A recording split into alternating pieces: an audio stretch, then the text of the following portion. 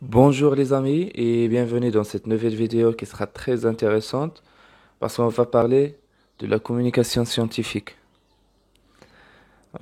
L'objectif ici, c'est de se familiariser avec les principes généraux de la communication scientifique.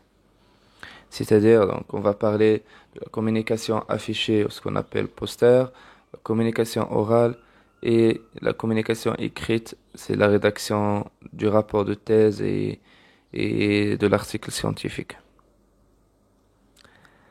Donc, vous allez me dire pourquoi un chercheur doit communiquer.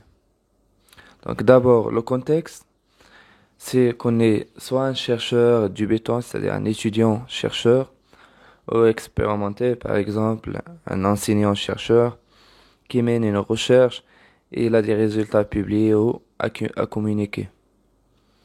Les conséquences, c'est soit une promotion, par exemple, comme je vous ai dit, pour un enseignant-chercheur, un diplôme pour les étudiants, par exemple, étudiants en master qui présente les résultats obtenus lors de son stage de PFE. Aussi, le financement, si on a un projet de recherche qui est financé par un organisme, on doit communiquer les résultats obtenus dans chaque étape. C'est ce qu'on appelle l'état d'avancement. On communique aussi les résultats d'une recherche en répondant à un décideur. Les gens qui travaillent sur le Covid-19, par exemple, doivent communiquer leurs résultats de recherche au ministre de la Santé. Et bien sûr, donc, on ne peut pas communiquer sans des obstacles et des difficultés. Donc, les problèmes rencontrés, surtout dans le processus de la recherche scientifique, c'est ce qu'on a. Par exemple, le manque du matériel, le refus de visa pour aller à l'étranger, pour faire des manipulations, des analyses des données que vous avez. Donc, tout ça, ça empêche les chercheurs à communiquer les résultats dans un temps précis. Et donc, la communication scientifique n'est pas quelque chose de simple. C'est un devoir de communiquer. Et comme vous savez, donc, aucune étude ne devrait être faite sans but. Et l'objectif, c'est de communiquer les résultats de cette étude. Et une étude n'est pas finie tant que les résultats ne sont pas transmis à ceux qui peuvent en faire l'usage. Maintenant, vous allez me dire comment communiquer. Il y en a plusieurs modalités de la communication, surtout pour les scientifiques. Mais ce qui nous intéresse, c'est la communication orale et la communication affichée ou écrite. Les doctorants qui ont déjà participé au congrès scientifique connaissent très bien ces deux modalités. Dans un congrès, on présente soit les résultats de mon travail, soit les premiers résultats du travail. Donc, je peux présenter ces résultats sous forme d'un poster, c'est ce qu'on appelle communication écrite, affichée, comme je peux faire une présentation orale. Donc c'est quoi une communication orale? La communication orale se fait dans un temps fixe et limité. Dans un congrès, lorsqu'on vous envoie que vous avez une communication, que votre résumé est accepté, que vous avez une communication orale et que vous avez 10 minutes. Si vous dépassez les 10 minutes, on vous arrête. C'est pour ça que je vous conseille de faire, donc avant d'aller faire la présentation, de faire plusieurs répétitions, surtout la première fois, parce que l'auditoire, ici, c'est captif. Il est composé des experts de votre domaine. Donc, tout ce que vous allez dire, il va être bien rapporté. Par contre, la communication écrite, elle est en général plus facile, donc le temps est variable, il est limité par, et l'auditoire est libre.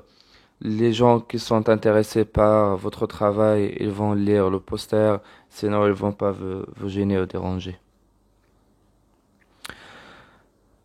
On va passer à la communication écrite, donc les rapports. Il existe trois types de rapports. Donc le rapport complet, l'article scientifique original et l'article de synthèse. Le rapport complet, comment dirais-je, c'est une description détaillée de toutes les étapes et actions entreprises pour répondre à la question posée. Donc, le sujet de thèse, par exemple, c'est une question posée. Et le manuscrit que vous allez rédiger à la fin de votre parcours, c'est le rapport complet dont l'objectif principal est de répondre à la problématique posée durant toute la période de votre thèse. Tout en détaillant bien sûr toute la méthodologie suivie pour répondre à la question. Et ça, pour la longueur de ce rapport est variable.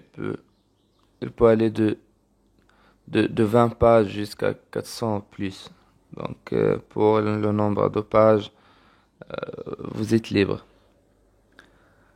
Le deuxième type, c'est l'article scientifique original. C'est le top de la communication scientifique. C'est un, c'est un document qui est publié en fournissant les résultats d'une étude et on l'appelle original parce que les résultats n'ont jamais été publiés dans une autre revue. La notion d'originalité ici, c'est quoi? Un article non publié et non soumis à un autre journal. Il y a des exceptions. Par exemple, si vous avez présenté ces résultats dans un congrès, c'est bon, on peut, on peut se mettre notre article pour une publication. Mais je vous conseille, il ne faut jamais faire deux soumissions simultanées. Il ne faut jamais se mettre votre article pour publication à deux journaux en même temps. Voilà, il reste l'article scientifique de synthèse. C'est là où on fait une synthèse des études précédentes dans notre sujet. Par exemple, on travaille sur les, le Covid-19, toujours dans cet exemple.